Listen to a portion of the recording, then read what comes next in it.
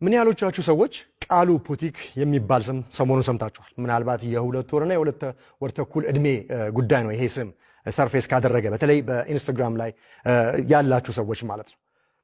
ለኔ ቃሉ ፑቲክ በፋሽን ነው የሚታወቀው። የፋሽን አይነቱ ደግሞ ለየት ያለ ፋሽን በመሆኑ ነው በጣም ብዙ አቴንሽን ያገኘው። በአቴንሽን ኢኮኖሚ ውስጥ ቁንጮ ሆኗል አሁን። ለኔ ግን ይሄ ነገር የሚያሳየው የገለጠልኝ ነገር በኔ እይታ የፋሽኑ ጉዳይ ብቻ አይደለም፣ ነገር ግን he's the master class, he's the best example of modern attention economy ምን ማለት እንደሆነ አይደለ?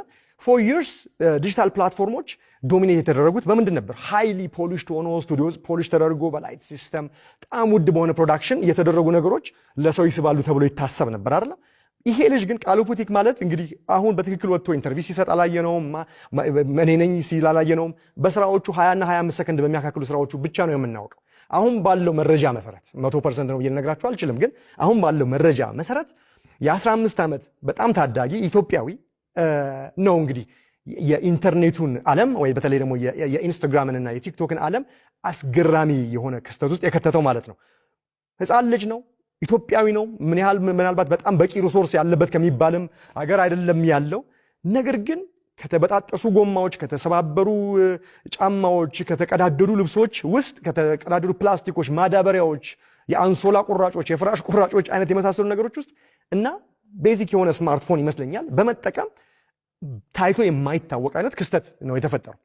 ምንድነው የምትለው ሰለሞን ያላችሁ የሆነ የማታውቁት ካላችሁ ቫይራል የሆነ ኤክስፕሎዥን 2 ወር ባልሞላ ጊዜ ውስጥ በኢንስታግራም ላይ ይሄን ሾው እንኳን ልቀርጽ ከገባሁበት ጊዜ ድረስ 5.7 ሚሊዮን ተከታዮችን በ2 ወር ውስጥ ማግኘት የቻለ ታዳጊ ነው እንግዲህ። ስለዚህ ይሄ ልጅ እጅግ በጣም ብዙ ስቱዲዮ የለውም፣ ውድ ካሜራ የለውም፣ የተለየ አይነት ፋሽን ዲዛይነር ልብሱን ዲዛይን አላደረገለትም።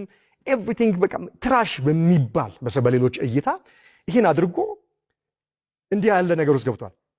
የአጠቃላይ የ24 ቪዲዮዎች ናቸው። 24 ቪዲዮ ብቻ ነው እስካሁን ፖስት ያደረገው በ2 ወር ውስጥ።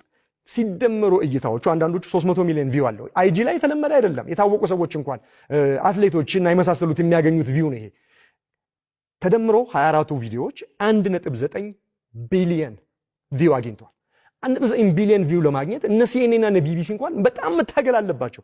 በጣም ቀላል ቁጥር አይደለም፣ ከባድ ቁጥር ነው። ትልልቅ አቅም ያላቸው ሚዲያዎች እንኳን ይሄንን 1.9 ቢሊዮን ቪው 24 ቪዲዮ ለጥፌ ታየልኝ ለማለት በጣም የሚያስቸግር ቁጥር ነው።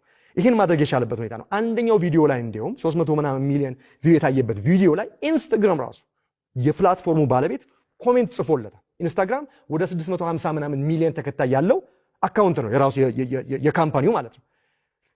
ጥሩ ስለሆነ ስራህ ፊቸር